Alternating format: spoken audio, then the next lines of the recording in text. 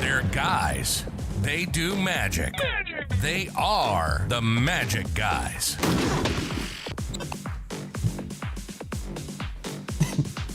Almost broke my neck then.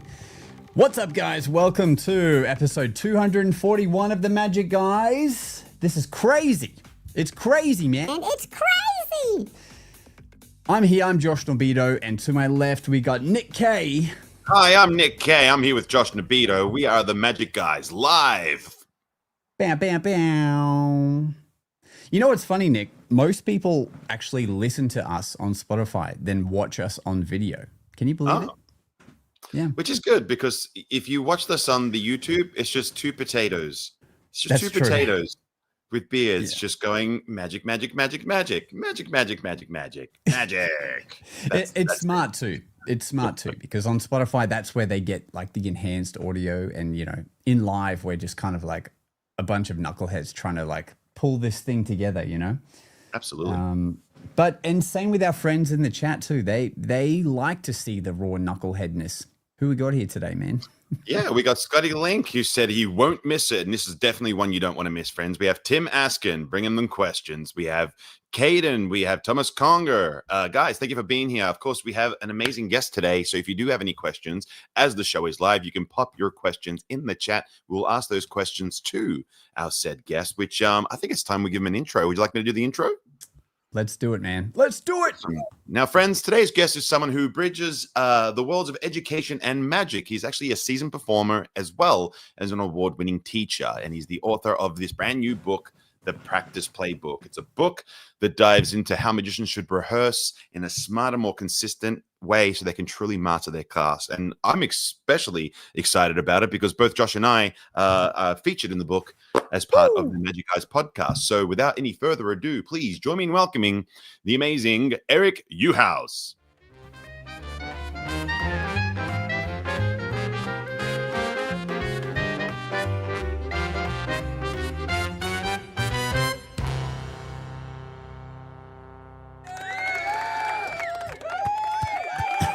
Thank you. Thank you. Thank you over Eric, there. Thank you over there. Welcome back to the show, buddy. Welcome back. Please, for folks meeting you for the first time, tell us who you are and what you do. Thanks so much for having me back. Yes, who am I? I am based out of Orlando, Florida, but I wear a lot of hats. I am a teacher, over 23 years of teaching.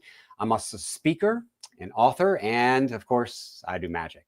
So I get the privilege of combining a message from my classroom with magic, and I present to thousands of students throughout the country.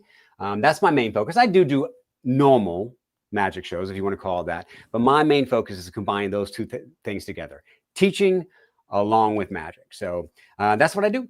That's what I do. And it's cool. You mentioned about listening on Spotify before I came on. I'm the only problem that I'm bummed about of being on the show tonight is I don't get to listen to you all tomorrow on the way to work and back to work, because I don't need to relive it, I don't think, because normally I do listen to you all, which I have to say, I've listened to you all well over 80 hours. Can you imagine that? Listen to you all over 80 hours, and you've improved drastically, and which is you do a great job. You really do. Oh, tell us more. Yeah. No, thanks, man. You know, I probably don't even have friends that have like conversated with me for 80 hours. So that's wonderful. I feel like we know you as well so much more now that we've read the book. And obviously it's so funny too. Like it started with you interviewing us in last year's episode, and then we actually meet in person. That changes the dynamics. And now you're an author. So we're like, oh, he is someone we should, pay attention to. Even That's more. right. Now you've seen me in person, and we can cuddle. It's not awkward. It's no longer awkward when we cuddle. You know. I didn't want to tell them, you know, what happens in Magic Live Vegas stays in Magic Live Vegas, Right. but Yeah, It was exactly. just it was just a nice moment. It was shared. It was all. yeah. No, it was actually a very unique experience for us and our listeners. I've actually should have done my diligence and referenced what episode number you did in actually interview us on. So for those of you who don't know, in preparation for this book, Eric had actually taken it upon himself. We gave him the keys to the show. He drove the show, asked us all the questions, and then took those good bits and published it in this book. Dude, Tell us about the book. Let's jump into it. So the funny thing about this book, okay, this book was just really a segue to be able to get me to gain access to the people I wanted to interview for the current book I'm writing, which is about creativity and magic. But I started diving into this book, and I started off, the first handful of chapters were with people I knew. And I'm like, let me just get some momentum. I'm like, hey, can you recommend me to anyone? And then it kept building after more and more. And then I would just cold email people like you all. And Josh was great to respond. And next thing you know, I had cold emails into like Andy Gladwin and Joshua J and all these different people, Dan Harlan. And everybody said yes. And I'm like, man, you don't even know me, but thank you so much for your time. So that's where this book came from. I knew there was a gap. I knew there was a gap in the world of magic, especially magic books. And I said, okay, I want to learn more about practicing. I want to learn more about rehearsing, because I hear these little things talking to individual magicians, but what if collectively I could compile those things together and just share them with the world?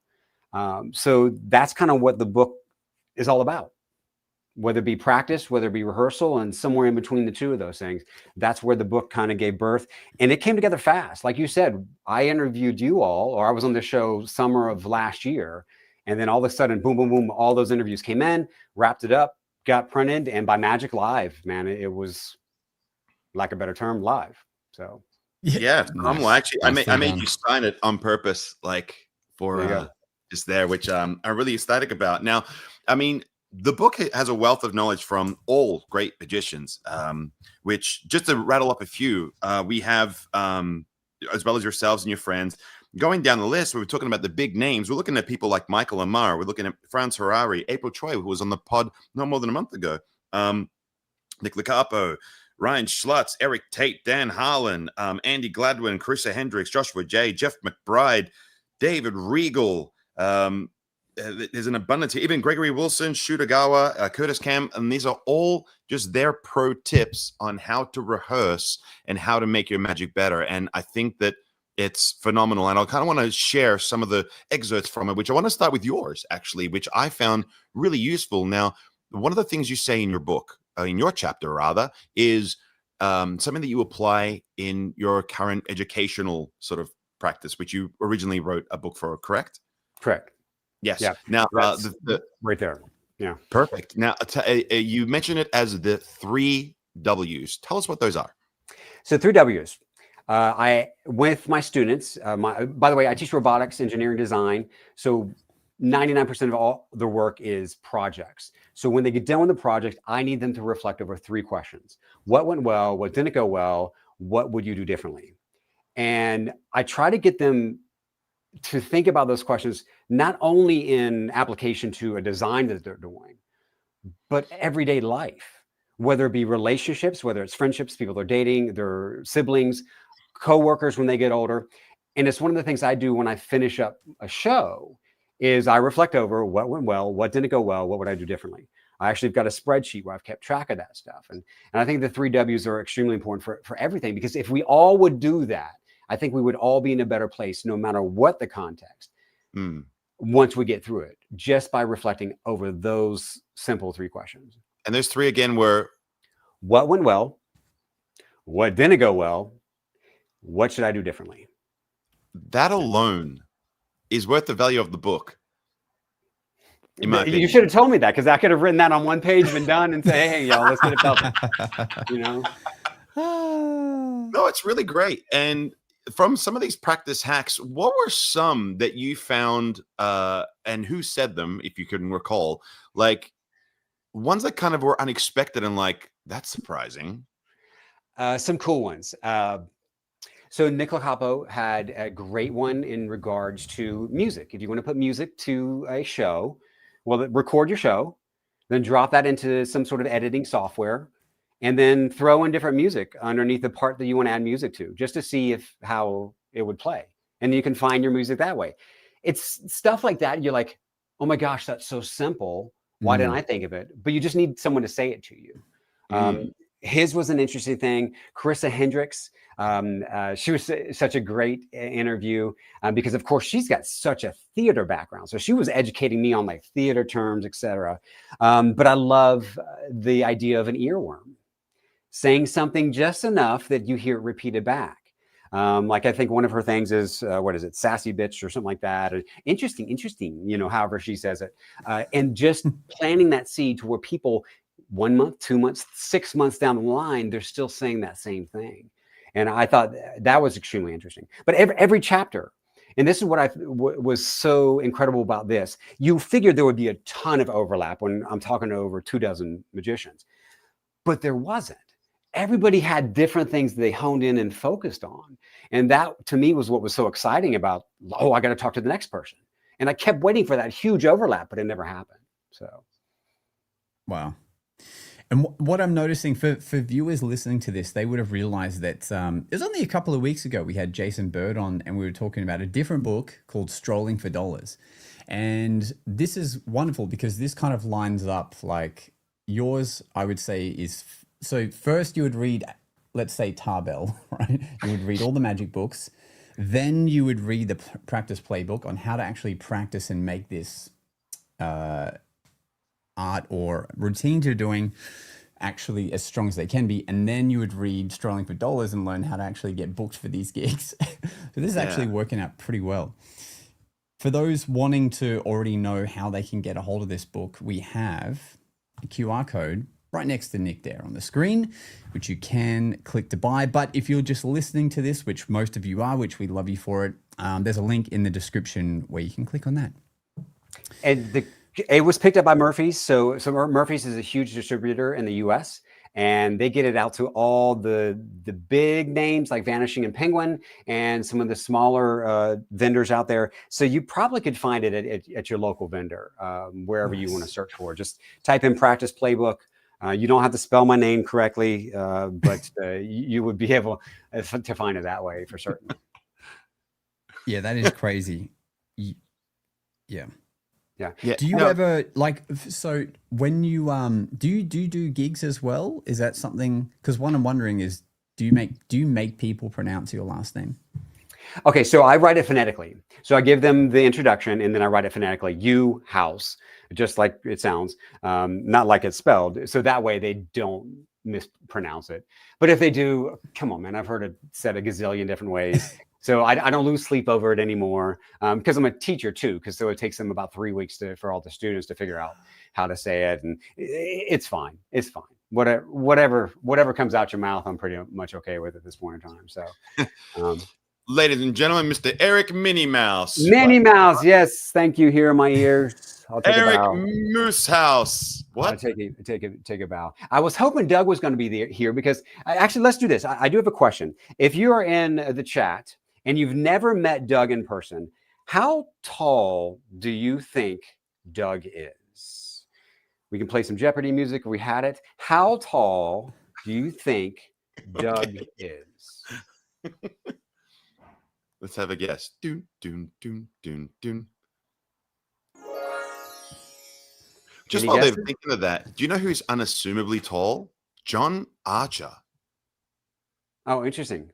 Yeah, he's like a giant. He's like 6'4" or 5" or something. Yeah, he's a big quite boy. tall, but The person who threw me off, there was 2 people who threw me off at Magic Live. Yeah. One was Kyle Purnell, because I've interviewed him for the Creatives book. And I'm like, dude, you're freaking 6'5". Yeah. And the other one who threw me off was Doug Kahn. Because if you look at that little image in the corner right there, that makes you think he's a short, fat man. Doug is like my height. He's probably 6'1", 6'2". For you in Australia, what is that? 183, 182 centimeters, something like that? Yeah, he's the same height as me. Yeah. Yeah. So he's a tall dude. Just want to throw that out there. No, it is surprising. And no, looking back to the chat, we do have a question from Tim, who'd be asking him questions. And he said, using your 3 W's, is there anything you would change or add to your book? That's quite interesting. Which I actually address at the end of the book, of the thing. So yeah, there was a couple of things that I would do. I think one of the things I listed was toward halfway into the book, I started asking different performers some advice that they would give their younger self. And I would have started that sooner in the book. So one of the things when I do introduce the books, I say, I am writing this book alongside you, meaning it's a journey. Every word was written in chronological order. So I didn't write the introduction after I had 7 interviews. Nope, it was in chronological order. So you can kind of see the growth in my own mindset. And I address that in the intermission because there's certain questions that I dropped out. But I think I would have started that sooner. But I also would not have hesitated to reach out like I did. And anyone listening, I would highly suggest if you want to contact somebody in the magic community, get on their Instagram, get on their email, track it down, and just fire off a message to them because there's so many people who are so approachable and giving of their time and advice. So I highly recommend that. Yeah. But that's a good question, Tim. And before we jump into a speak part we have that's pertinent to this convo, what the hell is up with the banana in your promo reel of this book? Yes. The banana on the promo mural. So the 3 monkeys are the publishers. I'm glad you asked that. The 3 monkeys are the publishers, 3 young guys out of France. And it was just one of these things. The promo started, I had the idea. It's like, I want this to be the anti-promo. I want this to make fun of all the other promos. So you have to look closely at the quotes at the beginning. None of them are real, but see if you can kind of weave in what I was getting at there. Because it's so funny that someone's promoting a card trick and it starts off with the most dramatic music ever. And they're just kind of slowly walking along. I'm like, it's a freaking card trick, man. Like, this is not life-changing stuff. So I wanted to take that angle with it and have fun. And then, of course, with the 3 monkeys being involved, they had all these plastic bananas at Magic Live. So I'm like, we got to get the bananas in here. More bananas, better, you know. So. Checks out. Yeah. Okay. Let's roll this speed pipe, which I think is kind of pertinent to the book. And I think you'd be able to actually answer this pretty well, Eric. So we're going to throw it to you. Cool. This comes in from AJ. Shout out AJ in the chat. Hey guys, quick question for you. I had a question about imposter syndrome, and if you guys have any advice on getting over the hurdle of that. I know it just kind of sometimes takes flight time and pushing through, but I've performed quite a bit. Obviously, friends and family. I've done some dinner parties, retirement party. Little bit of bar magic, not a ton, but I'm looking to kind of break out, do a little bit more in the real world kind of stuff. And every time I do perform, I get great reactions, and I feel, it feels great. But I don't know what it is. There's some kind of like mental hurdle I'm facing that is I'm having a hard time just forcing myself to get out there and get bigger gigs, or even attempt it. I feel like, anyway, not sure if you guys have experienced that or anybody else, but seeing if you guys had any advice for us to try to get over that hurdle, because I'm definitely struggling to hop it right now. Anyway, thanks. Appreciate it. Cool. What's your thoughts, Eric? Yeah, 2 things come to mind. First of all, good. I think the moment you stop having imposter syndrome completely is the moment you've become a little bit more full of yourself than what you should. Because I think imposter syndrome will keep you just enough humble that you'll go out there and work hard and make sure you're staying fine-tuned with your practice and everything else that you're doing so you can provide the best product for whoever hires you. And the second thing is, I mentioned actually in this book, talking to Michael Amar, and he has a great story about Santa Claus. I think I had shared it last time I was on the podcast, and it is this. He remembered when he was younger that he would go and do these Christmas gatherings, and there would be a Santa Claus, and whether they're backstage or in a side room or whatever, he would always watch and see the Santa Claus not nervous, whoever it was. And he's like, how is this possible? You're never nervous what you're doing? And he's like, no, I'm giving a gift to them. Why should I be nervous? I'm giving a gift to them. And I think that's a great mentality to have of feeling imposter. Okay, work hard, you develop your skill set. The more reps will lessen that to some extent, but you're giving a gift, whether it's 100% polished or whether there's some rust around the edges. So if you keep in mind that you're giving them a gift, I think some of that can help to squash out the imposter syndrome. But I do think it's good to have just a little bit there, because it's going to keep you humble. That's also going to keep you working hard. That's my 2 cents. What about you all? Well, I like to reference golden nugget number 8 of the book, as written by the Magic Guys and said by yours truly, where it says, when it comes to handling nerves, remember to breathe and that you want this to happen. There you go. And I bring it down to a story of, I remember saying to a cousin of mine who was getting married, and I asked him, aren't you nervous, dude? And he goes, why would I be nervous? I want this to happen. Like, I want to get married. I want to marry this woman. I love her to bits.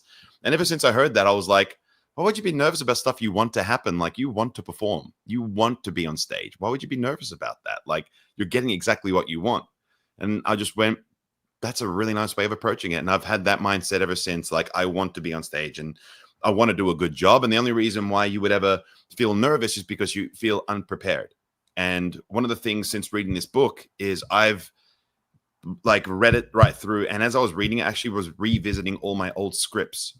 And I was applying all the good ideas from the book to my scripting, and to the point where I've been sharing my new scripts to people and they've gone, that is sick. Like, it's so good. Like, I rewrote the sort of normal crowd warming intro that I do, and just made it so much shorter and punchy. And there's like hit points every 2 sentences. There's like a crowd interaction and then an interaction and interaction. Like, it's just so solid. And it's all thanks to the book, in my opinion. So cannot recommend enough. Cool. Now, one of the interesting things I found from the book. Oh, sorry. Actually, let's have Josh's opinion before I press on. Oh, thanks. Yeah, just do it, bro. Just get out there and do it. No, the only thing I might add to that, because I agree with everything. There's, part of you might be feeling that because you're worried what other people are going to think about you trying to make it. And thinking that maybe people will see you and be like, oh, look at him trying to be a big magician or something. And that doesn't help because you already feel like, this imposter thing. And like, something just to realize is that people don't really care about what anyone does, about anything ever. Like, we think people care, but they actually don't. And, even my own content, for example, I put out videos every day. And I would say if I actually look at the people who have watched it, like, hardly any of them are people that I personally know or even grew up knowing. It's all like, no one cares. You do your thing. So I would just say, don't try to think about what other people might think about you really going for your dreams, because it's just really you stopping yourself. And I think you'll be surprised when you let go of that and, be prepared, rehearse, read the book, give it a crack, keep a little bit of imposter syndrome so it keeps you in check, like Eric was saying. And I think you'll be all right. Mm. One of the things, too, I want to piggyback on what you're saying is with that feeling, I think it's important to remember. Most people have not seen a ton of live magic. So very likely, unless you're rude, obnoxious, and awful, you're not going to break magic for them. So they're not going to walk away and say, I hate magic because of you and that awful magician. Like, so remember, you're providing that gift. You're not going to ruin magic for them. They most likely have not seen magic live and to face before. So you get to, like a better term, you get to pop the cherry. It's like, hey, man, check out this great stuff I get to do. You give them the gift of magic. You walk away. They feel good. You feel good. And that imposter syndrome just shrinks as time goes on. Yeah. And there's something to be said about find a mantra that works for you that like will pump you up before a gig. Like, it's usually 3 affirmative things you say to yourself. Like, they're going to love this magic. I'm going to give them this gift. It's going to be the best performance ever. If you say that enough on the way to your show, you're going to really believe it and just know, okay, screw this imposter syndrome. Let me go and freaking give them the best day of their lives. And you will. I think someone mentioned that in this book. I think you mentioned that in our interview. And it might have been. Yeah, I think you actually mentioned that same advice, which is great advice. You know, I particularly use it if I'm not feeling like Mm-hmm. hyped for a gig. If I'm like, because we're about to come into the December season of Christmas parties galore, where I'm talking like 3 gigs a day, fly here, fly back, do another gig the night I've flown back. And it's like insane level, right? It's great. It's great, not complaining, but there is a little bit of a motivation drop sort of halfway through, and you're like, oh my God, I just finished this event and I have like 2 more to get through. I'd love to be at home right now. But, you know, then you realize this is a privilege. And then I just say to myself, you know, this is going to be the best gig I've ever done. They're going to love this. We're all going to have a great time. You say that enough, and eventually you get to the gig and you're like, let's go. And yeah. I think can be I used for highly anything. recommend too something like that. If when motivation's waning, is like find the song, whatever the song is, and you can only listen to the song when you specifically need that extra amperage. Yeah. There's I a can song tell you that my song. Do you have one? yeah. What is your song? Mine's Rick Ross, Every Day I'm Hustling. That'll All right. get you going. Yeah. I like it. I am embarrassed to say my song. Well, Please don't mine judge was me. pretty embarrassing, but Please, yeah. Can Please I don't guess? judge Can we me. guess? We have 3 guesses. I'm gonna guess "Genie in a Bottle" by Christina Aguilera. Yeah, the whole time, man. Genie Is in a it? bottle. No. Okay. No. Okay. Am I close? Not even close. Not even Okay. close. I'm gonna guess "Wellman's Heil" by Rammstein. Don't even know what that is. Was that English? Because I'm not sure that translates. Like German. Oh, there you It's go. a German yeah. metal band. Okay. Okay. Yeah. well, One more guess. embarrassing. I'm a Barbie girl. That's the only embarrassing. Oh one I can think yeah. of. No, this is something that I hope my parents don't hear. That I say it was a song by The Prodigy called "Smack My Bitch Up." That's your banger. Yeah, that is the one. I'm not endorsing the name or whatever it's just the way the beats they just crescendo. Oh, I know that song. Yeah, that one. Yeah. Yeah, it Same just one. like you listen to it, you can't help it. Yep. Yeah, I can hear that in my head playing now. I'm already amped. See, This you're is getting good. pumped up just thinking about it. Yeah. That's a good one. That's a real good one. Prodigy is a great go-to for Oh yeah, high beats per minute, get the energy going. for certain. Yeah. Hell yeah, I like it. Yeah, that's a good. I couldn't pick one song because I love music like as a whole, but sometimes I just get anchored to like a line in a song, and I'll just keep saying it again and again. And when I was performing at the last Theater of Magic, I was singing this song, and I can't remember. It's from a band called Bayside, and there's a line in the song where he just keeps saying, "In certain circles, there's a few who consider me quite good." And I just kept singing that to myself as I was going through. And I was like, in certain circles, there's a few who consider me quite good. And I just kept singing that to myself. And that's what I went on stage with. Like it was, which I think is when I reflect upon it now, I think it's actually quite a humble thing. It's like, I don't sit here to profess I'm the greatest, but to be in front of an audience and go, you know, in certain circles, people consider me quite good. Like that's kind of a very humble brag, isn't it? Well, that's that confidence you have to have before you take stage. Because if you have no confidence at all, then what are you doing on stage? So you do have to have that confidence of like, okay, what I'm about to provide you is good. It's worth your attention. It's worth your time. Let's go. Let's go. 100%. Speaking of which, do you if we were to roll into a gig story segment, do you have any nightmare or crazy coincident moments that have happened at shows that come to mind? Yeah. I could. Do you want something that's more of a learning series, or you want something that's more of like entertaining, but like, okay, it's up to you. Yeah. We'll take one of each. Okay. So let's roll with it. Roll the tape.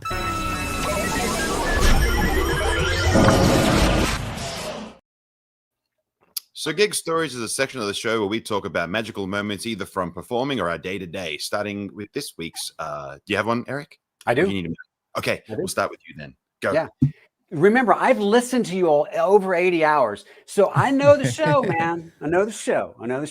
So this one was a fun one. I was doing a show. I was doing a gig. This was not my speaking / magic thing. I was just doing a magic show for a community of 55 and older.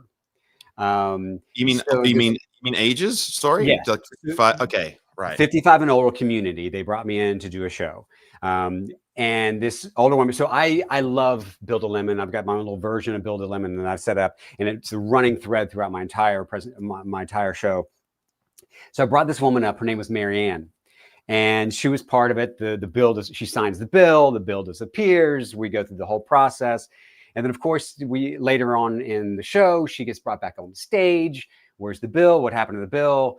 And lo and behold, you cut open the lemon, and there is the bill. Well, Marianne, I think while I was on stage, was probably downing quite a bit. So she gets done with it. I help her off the stage, and then she continues to talk to everyone in every row. And she's retelling every detail of what went on. And I'm trying to get her to hush and move on. I'm like, give Marianne another big round of applause. She doesn't take the cue. She goes step by step, retelling everyone. And it was my bill, and it was signed, and it was inside the lemon. It was in it. And I just finally said, it's Marianne's show for the moment. Go ahead and finish up. She eventually did, but it was one of those lessons of like, okay, I'll just wait. There's not much I can do, you know? You know what I do with this? I go, these are what we call conversations for the drive home, honey. Come on, let's get you back to your chair. There you go. That's what I've done with those folks. You just let her go. And it seemed like, I think Marianne had a reputation in the community. So they just were like, they were rolling with it. They're like, this is what we expect of Marianne. Yeah, for certain. That's a fun one. Good times. Very, what's the word? Confident. Very confident, Marianne. Yeah. Bless her. Shout out to Marianne and how drunk she got. There is an amazing correlation between children and drunk people. They very much behave in the same manner to some degree. And I was performing at an event at a pub. There was like a big Halloween theme, amazing setup. They had like the half of it was just like jumping castles and all kinds of stuff. And I was booked to do magic. I was originally booked to do a show, which I'm thankful didn't happen because I did my back and I'm not doing great. I'm actually walking with a cane right now. But like the cool thing was that the stage wasn't even ready. Like when I rocked up, I'm like supposed to be on stage in like a half hour. Like we got a sound check and they're like, it's not going to happen. I'm like, well, I'm only here between this time. I'll give you an hour roving instead. Anyway, that worked out perfect because there wasn't much going on and kids were running amok. And in our Discord not too long ago, we were talking about getting coins and how there's magic suppliers who do like replica Morgans. Now, if you don't know, like the Morgan silver dollar, I think back here is like about $80 a coin if you get like a really crappy beat up one, because it's effectively a full ounce of silver and you're paying for a full ounce of silver. So I purposely don't use them. And I was saying in our Discord, like, you don't do that because if a silver dollar falls through a crack and vanishes, you're going to murder whoever did that, right? Guess what happens on Friday? A kid goes to look at the coin. I'm like, don't drop it. 3 seconds later, it drops, it rolls for what seemed like an eternity, hits the wall, goes down a crack through the floorboards, never to be seen again. Am I upset about it? Nay, because I handed out replica Morgans. And so my advice is I practice what I preach. Like you can use real ones and that's great. Cool flex, bud. But all it takes is for something like that to happen. And if you're using like a proper gaff set, that's like sometimes $300 for like that in a shell, think about it, man. Just get some really good gaffs, you know. Go see Tango. He's got an amazing set for $80. You know, it's got 4 coins in a shell and it's stellar. So do yourself a favor and get that and save yourself the heartache. So why would someone use that particular coin? What makes it better than anything else? A Morgan dollar? Yeah. Oh, yeah. Well, it's like, like to get a real Morgan, it's made of silvers and it's a full ounce of silver. So they're quite expensive as a result because silver is quite a nice commodity. So my advice is that like, if somebody was to lose that, steal it, keep it. Like that's actually like it's like $100. You know what I mean? Yeah. For us, which is like $6 billion, you know? So who was Morgan? Who was Morgan? Yeah.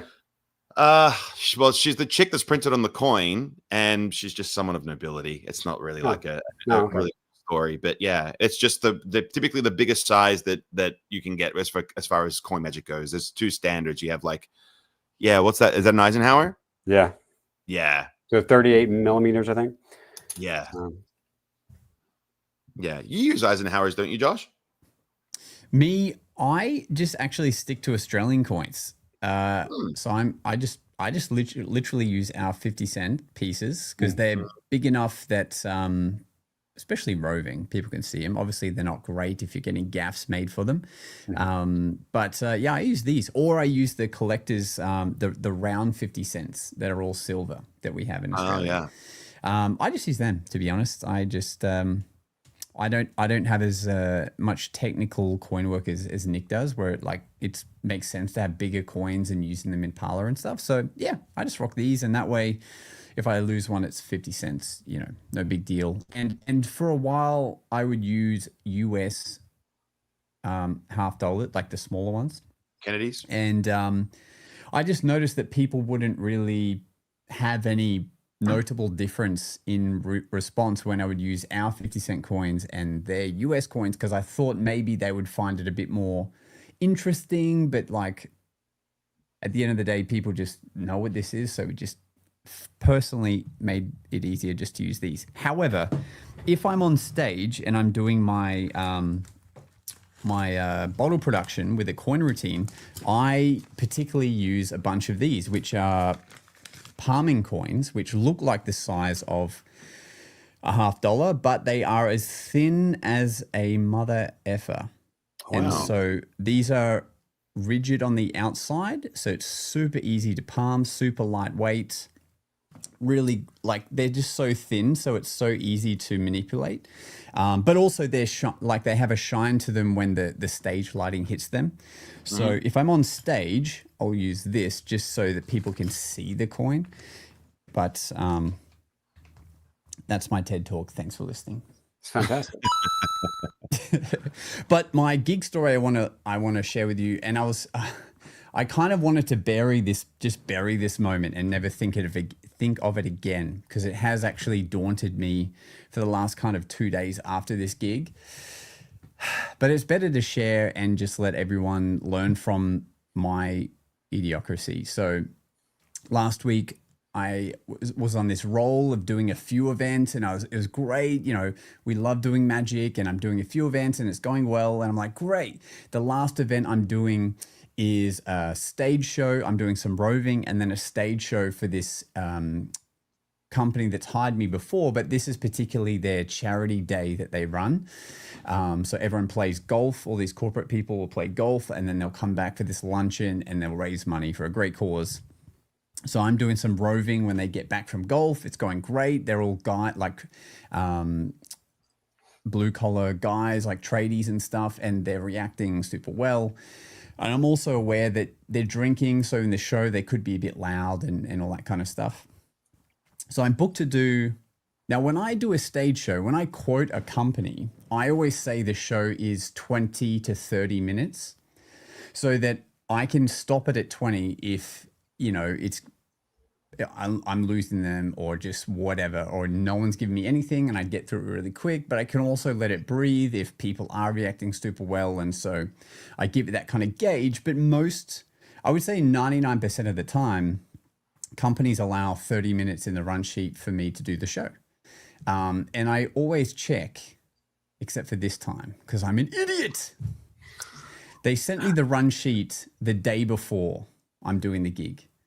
But this whole time, the notion was they're trying to kind of, get the most use from me at their event. So in my mind, that means they want the full 30-minute show. But I didn't look at the run sheet. So that's like error number one on my part. Error number two was I didn't check with the MC what time they need me to finish before I went on. That's number two. Anyway, I'll just get to what happened. So I get on, they intro me. The day has already run over because everyone took forever to get in from the golf. So by the time they finally intro me, like 10 minutes into the show, main meals start getting served, which is like such a big no-no for magic, like for a show. It's so distracting. 12 servers come out with these big plates, putting them down on tables. It's a fucking nightmare. But you push through it because whatever, it's not about you. You're just here to have fun with them, and they're already kind of on board, you know, whatever. But I'm like, but what I didn't realize was that was meant to happen half an hour after my show. So the fact that it's happening now must mean that, wow, we're really like running over. But it didn't clock because I'm just trying to keep their attention. And anyway, long story short, they had allowed 20 minutes for me to do my show, but they're already running overtime. So me thinking I'm giving the most value, I get into almost, I'm at like 28 minutes now. So I'm 8 minutes over. The MC apparently had been like ready to come on. And I'm like in the last routine and I just hear the MC go, Josh. I'm like, yeah. And he's like, please, mate. And he's doing this. And I'm like, and it finally hits me like that feeling of like, what am I doing? Like, it just hits me. And I'm like, damn it. And in that moment, I wanted to just get off straight away, like, fine. But I couldn't because I had 3 people on stage and like, they just picked cards. And I'm like, oh. And so now I'm doing a thing that's like preventing the rest of the event happening, but like, I have to finish it somehow. And so I'm like, oh yeah, no worries. Yeah, here we go. 60 seconds. And I did the fastest 3-card routine where I do the backflip and all that stuff. Like I do the fastest iteration of that I've ever done. And then I get off stage and I like, you know, explain to the client, you know, sorry about that and blah, blah, blah. And really it's not as big of a deal as I was making it out to be as what they felt. But like watching it back on the camera, I'm like, man, if I just checked the run sheet and then also checked in with the MC, I probably could have even shaved what was meant to be 20 minutes. I probably could have shaved it down to 15 minutes to like help them because that actually would have helped them and they would have been fine with it. But I didn't. And I went like what felt like twice as long to them while they're trying to get through and actually raise money, which is why they brought everyone Josh, there. the story, and man. Putting it Yeah. yeah, I'm doing it again. I'm trying to go for you bastard. But look what you did. You answered the question, what would you do differently? The third W, you reviewed it and said, this is what I would do differently. Because that's how you're going to learn. So you're going to be better. That's all I could think of when you were mentioning that at the start of this episode. Yeah. So make sure you check the run sheet. You check with the client how long you're going for and when you need to finish. And you'll just save your time. Because like the cortisone that just went through my body, the instant I found out they were wanting me to get off stage, like because of time, just like, just hits you and you're like, oh God, now I have to still perform somehow. It's heartbreaking. Anyway, took their money, ran with it like a king. Get out the door. They were great. And I've worked with them a bunch and they're awesome. But yeah, that was just a silly overlook on my part. Whoopsie. Well, 3 W's are perfect. That's a perfect thing that you can take away. Hey, from Eric, there's really one more story. You must have one more story, right? Because you only told us one. Yeah, I do. But also Tim has a question, which I'm glad to answer for him. The other story is it's a learning story, and it actually relates to Eric Olson. One of the things he mentions in the book as well, and that is when you go into a venue, educate everyone you can about what's needed and what's going on. But this one in particular, I was so grateful that I listened to that little voice in my head, my gut, or wherever the voice was coming from. Because I go into, I was the main speaker there that evening. It was about 900 students and families all together. And I'm getting there, I'm setting up, and on the stage, it's a big stage, and there's like some chairs up there. And some of these other individuals are sitting in the chairs already. I'm like, what's happening here? And I went to the person who was coordinating it. Now, this was not her normal thing. This is not her normal gig where she's organizing big events. I'm like, hey, are they going to be on stage the entire time? Yeah, they asked if they could just be on stage. So I'm like, okay. So I walked away and I continued setting up, and I'm just letting my brain like kind of rock through this. I'm like, I don't like this. I don't like this feeling. I don't think this is a good idea. And I don't have a lot of stuff going on behind me that they would be able to see happens. But I'm like, I'm going to be up here for 70 minutes. I don't want you back here looking at your phone or whatever you're doing. So it just didn't sit well with me. So finally, I went up to the woman again. I'm like, listen, I really would like them not to be on stage. Is there any way we can pull them off a stage? We can cordon off some row of seats over here for them. They can be right real close to the stage. I can cue them when it's time to come up, whatever you need me to do, but I just don't think it's a good idea. And so thankfully she was like, yeah, okay, we'll get them and move them off stage. But I'm grateful that I listened to my gut, because my gut said, just something's not right here. Like, ask the question, are they planning on being on stage? And then follow through and say, get off the stage, man. I don't want you on here, you know? So that's because any gig stories that I remember is from things like, what can I learn from it? The 3 W's, right? The 3 W's. Yeah. That's clever foresight. Sometimes we do just assume, oh, they're probably going to move by the time I start the show. Mm-hmm. Yeah. So what I'm curious about is, as you were writing this, you said you kind of did it like phonetically, as you were just sort of doing it as you were going along. What sort of things did you learn along the way that made you realize, like, I'm not practicing properly at all, in effect? Like, when you sort of saw what people were doing, like, what were the... So I was humbled by the intensity and the thought that people had put into magic. And that's one of the reasons why I stopped asking. There's a question that I started early on asking, how do you make practice fun? And by the time I get about halfway through, I stopped asking that question, because there were some intense, like Dan Harlan's intense thinker. Jeff McBride is an intense thinker. And I was like, I'm not going to ask them how they make practice fun, because they have thought about so many different layers beyond what I can even imagine about magic. So that was one of the things that I felt like that I learned through the scope of this. But there were specific things, immediate things. Going back to Dan Harlan, he said, you know what, one of the best things you should do is to have like stuffed animals or something in your room. So this is my magic room that I practice in. So I would put like different things up in the room that had eyes. He said, that way you're training yourself to look at those eyes. And I heard it from another speaker a long time ago that, like, if you look at one area for like 3 seconds, that actually can impact about 8 people, that they feel like that you are looking directly at them. So if you can learn to lock eyes, not too long, but just long enough, and then you move, and then you move, and then you move. So that point was something that immediately I put into practice, for certain. Yeah. Well, I was actually leading into my next question. Like, the question asked of how do you make practice fun is such an interesting thought process, right? Because do you think that's why folks avoid it? That it's not, like, you don't get the feedback that you would get, the adrenaline rush of fooling someone or stealing a watch. Like, you wouldn't get that from the notion of practicing, you know? Yes, I agree. That's one of the biggest reasons for anything you don't want to practice. That's, you're like, I'm not getting the screams from the crowd, the response from the crowd.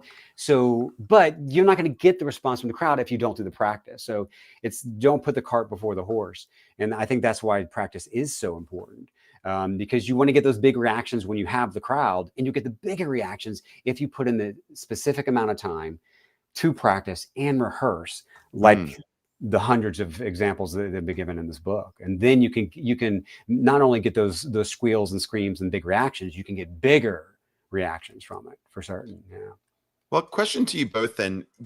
I don't know, I'm trying to equate it to something we can all sort of figure out or experience. Like, I equated to something like the adrenaline rush that you get from like stealing your first watch or something, or just being able to pull off an effect. It's a bit of a miracle. Like, it's a bit of a psychological force. And if it works, it's great, because it doesn't always hit, but when it does, it's great. So you have this like, like rush. When you get to the point in magic where you perform it so frequently and so flawlessly, you will get to a point where you don't have the, I'm going to call it the chemical feedback that you get, that endorphin rush. I guess if I'm to frame it as a question, do you think that's the goal? And I ask you this because when you perform to a point where you can not, like, you do the gig and I would, it's going to sound crude, I'll take it to the extreme, where you perform the gig, you crush it, everything's a miracle, it's the most perfect show ever, you finish it, but you feel nothing. That's why you do a line of Coke when you're done. Like, you did, that's when you're just like, this is happening, it's now is that something that happens in Australia? I just want to know. It's so expensive. Too expensive, yeah. Dollars. Yeah. No, I It's funny wanted, that I we wanted that as both well. just said Like, that. take a big name. Okay, Taylor Swift. Let's go with one of the biggest names in the world. Taylor Yeah. Swift. She's in a stadium of 50,000 people. They're singing her lyrics back to her. How is she ever going to recreate that? Well, I Yeah. think that's why so many people do actually, I know I joked about it, but turn to drugs because they're trying to recreate that same high.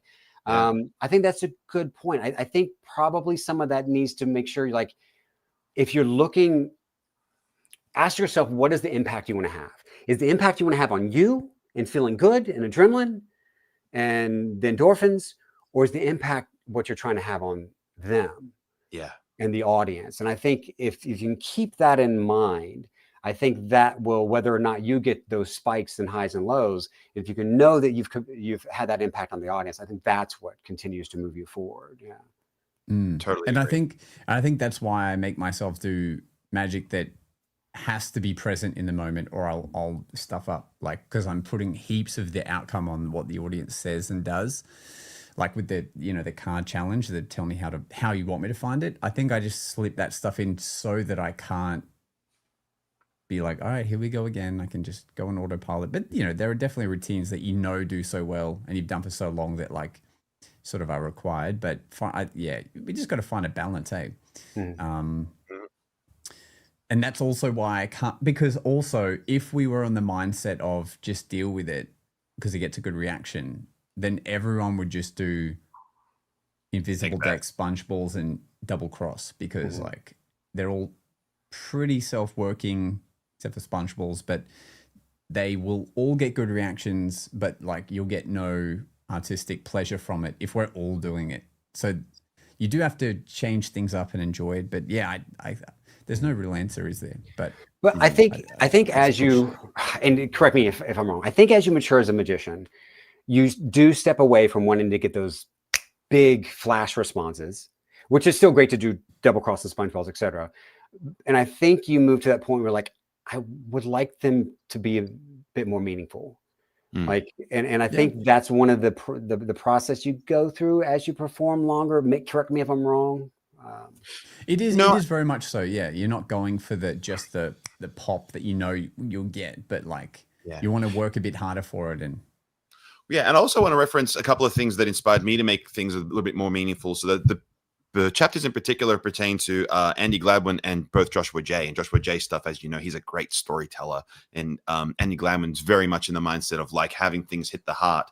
And the chapters before that really encouraged me to revisit my old scripting and find ways to better it and to add meaning. And so is that something that you would sort of promote right now to everyone listening, to take a moment, reflect on what you've currently got, just give it a visit and apply a couple of things like, does it have meaning?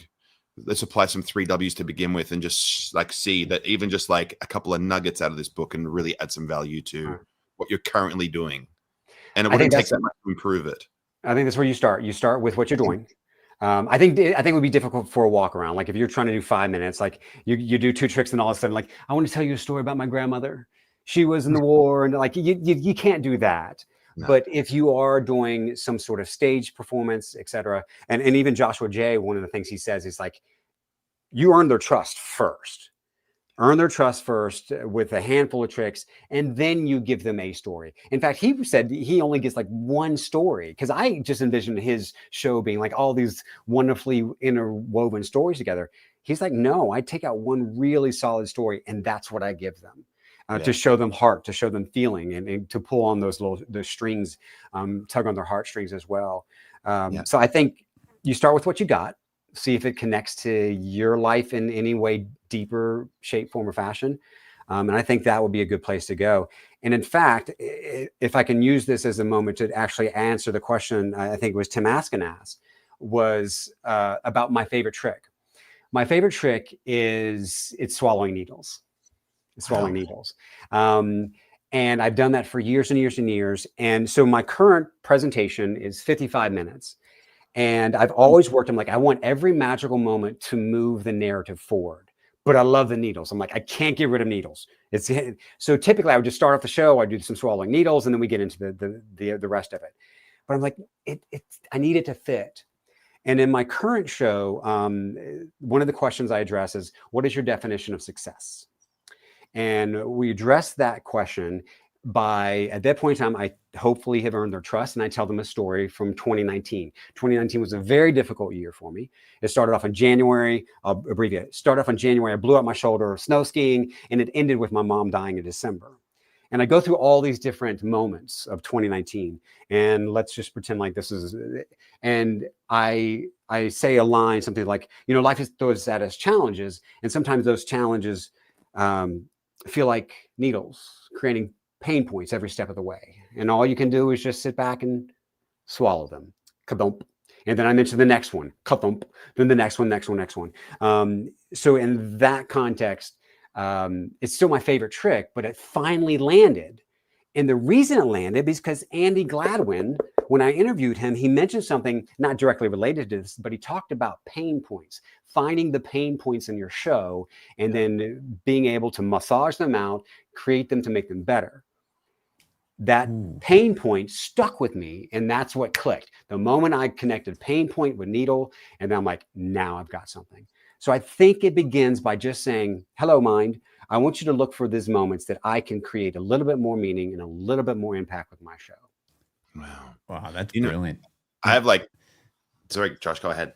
Oh, I have something different to this, so maybe you go first. No, I was going to ask another question based on the future. So you go ahead and ask your question. Gotcha. First. So with the 5 minutes we have left, this bringing up pain points, this just made me think, and I should have brought this up like halfway through the episode, because this could be another 30 minutes of talking. But Luis DeMatos just did a podcast with the Magic Insight podcast.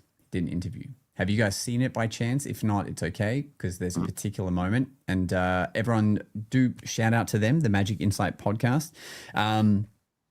Luis DeMatos brought up a really interesting dilemma that he doesn't know the answer to. And it starts with saying magic is the only art form where you can lie about your skill or your talent, right? You can buy it from someone else. You can even perform it badly and you'll come across as an amazing magician. He's like, even famous magicians can be crappy magicians, and there's just no, you can really hide behind it. You can't really tell who's like doing beautiful art as opposed to something they haven't put work into or just learned or whatever. So he says, when someone sees a show, the audience will applaud, but they're not applauding because of how much work you put into your act and how skillful and how customized you've made it original and stuff. They're applauding essentially because you've surprised them and you have a secret they don't know. And it's like, how do you tell the difference? And he's like, I've seen a visceral difference when I have someone come backstage after seeing my show and they tell me they enjoyed it, but I can't really accept that praise from them. However, because I create my own original effects, I can do this thing where I can actually walk them backstage and talk them through how some of my stuff is done. And he said when he does that, there's this second level of appreciation people give to him because they're like, holy crap, that's what you were doing on stage to make us, how do we not realize, how do you even think of doing that to make this outcome happen? And now they're super impressed. And he's like, that praise I can take from them because now they understand what's actually gone into this thing to make it happen. So he's like, there is this weird predicament where if there was a way where people could know how much work and the plot and what's actually going on to make it happen and you still be entertained and it not crossing magic exposure barriers, there could be an actual way to show proper appreciation and know who's actually really doing this artwork. But he's like, I don't know what the answer is to actually do that. He just knows that people give and have a better understanding when he actually explains how his stuff's done behind the scenes. Interesting. What do you guys think? Yeah. Well, if there's, Darren Brown has done a lot of pseudo explanations on some of his shows where, using just scripting, and then they do that collage at the end of him saying things, looking at the camera, giving the camera a bit of a wink, tear page 14, something, But that's still not real, right? But the premise is real. The premise, for sure. And the thing about magic is You don't have to actually do what you're saying. You only need to make it appear as if you're doing what you're saying. So you don't actually have the card go in the middle and then rise through the pack to get to the top in an ambitious card. You only make it appear as if the card is going into the middle and then rising back to the top. So I think that if you keep that notion, you can have a very strong effect. For sure. Eric? I'm trying to wrap my head around this from a couple different angles. My first instinct is I think about sports, and like I don't know if you all play sports. I don't know what any of you all do. I know what Nick, if you're back right now, you're probably hopefully not doing anything. But like beach volleyball, I enjoy playing beach volleyball. If you do it well, it's going to really come across easy. But no one knows how many hours you've clocked and how many times you've passed the ball and set the ball and jumped at the ball. Like no one's going to know that unless somehow you have some way to document that. And even then, they'll just have the smallest glimpse of it.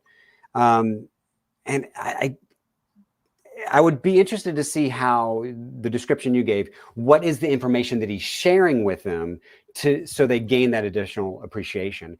Because without saying, here's a chronological timeline of all the practice I've done, then how do you get that across to someone, like you said, without exposing completely, by the way, here's the secret? It is a tough question. Yeah. It's like the saying of, a little bit of knowledge, like when people know a little bit about magic, it can make them appreciate the thing they're seeing more, right? I think it's the same reason why magicians watch magicians and we get super excited when we see something that's never been done and we'll talk about it forever, because we know what's going on, so we can appreciate it in a different way. Like that's why Danny D.O.T., so Woody Aragon, whatever, will sell out their lectures and workshops and stuff, because we're like, this guy is the shit, But it's like, I think a lot of people understand how cups and balls work. Like they understand he's sneaking under the cup. But those people, I think, still love to freaking watch cups and balls because they still can't. Now that they know there's a skill, they're even more impressed that you're able to pull it off, and their eyes can't see it, even though they know what's happening and they can see other people getting fooled. So now there's a heightened experience that's not just, oh, there's a ball there and there wasn't before. That's interesting. But like, you know what I mean? But I wonder if it has to do with the personality types as well, because some personality types, like my wife, absolutely wants nothing to do with understanding how something's done. Absolutely. There was something that she'd seen me perform a ton of times, and I figured by now she's figured it out. And I just talked about the method real quick in front of her, and she wanted to scream at me. She doesn't want to know. And I don't think by knowing that's going to enhance her experience. So I think it's almost up to the individuals. Like, are you a clever person that you really want to see the engineering behind it, so to speak?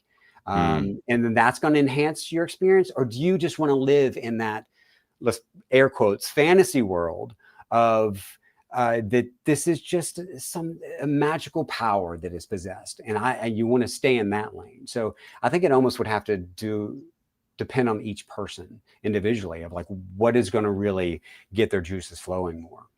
Yeah, that's a good point. So before the time gets away from us entirely, we will circle back and plug the book one last time, but I want to know what the future holds, and I want you to spill the beans, buddy. Spill the beans on the new book. Tell us what's going on. Yeah, so I am over halfway done with the new book. It's called The Creatives.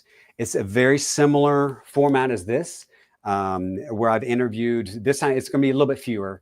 It's going to be 20 is the goal I'm shooting for. I'm just past the halfway point of this one, and I'm interviewing who I think are extremely creative magicians, and just trying to get what is their mojo? Like, what are you doing? The first chapter, I was like, what the heck? How did this happen? The first chapter was Blake Voigt, who you all had on. I'm like, dude, where do I go from here? But I've talked to some other great individuals already. Eric Leclerc, Wes Barker, the Suzanne. She was the first woman to ever win the Close-Up Magic Award at the Magic Castle. I talked to Mind to Mind. If you all got to see them. That was fantastic. So that journey, I'm hoping to have that book out maybe this time next year. It's been a little bit slower getting some of the interviews, but that's okay, because that's the journey. But one of the things I do know, it relates to what we're talking about here, is at the end of it, I'm going to conclude discussing impact. And I think as performers, as magicians, we all can have a greater impact and a unique impact. And by having that unique impact, the magic in itself is creative. And it doesn't matter. No one can copy your trick. Like, no one's going to be able to do that needles trick that I described to you the way I do it, because it's my story, right? You could swallow noodles and do all kinds of different stuff, but it's not going to be the same as mine. Yours might be better in terms of storyline. But I think if we start thinking about the impact we want to have, then it forces us into like, I need to be more creative, which goes back to what we were saying earlier of, okay, well, how do I add a little bit of my story to the magic? Yeah. That's so strong. Well, that was like a pre-final word before our final word. So we want to thank everyone for book. Yeah. Get the book. Thank you for watching. Links to Eric's work is in the description. Come back on when you can tell us more about the next book as well, and you can interview us again. We'll let you. Sure. No. Thank you for including us in the book. It's very, very cool to see it contextualized and given out as advice, and it's so cool to know people may actually be listening and going, oh yeah, I should rent out a place to rehearse and have people, my friends, come and watch me and give me advice. Like all that's really, really cool. So until next time, we're going to end our episode in the way we always do, which is by giving our guest the final word.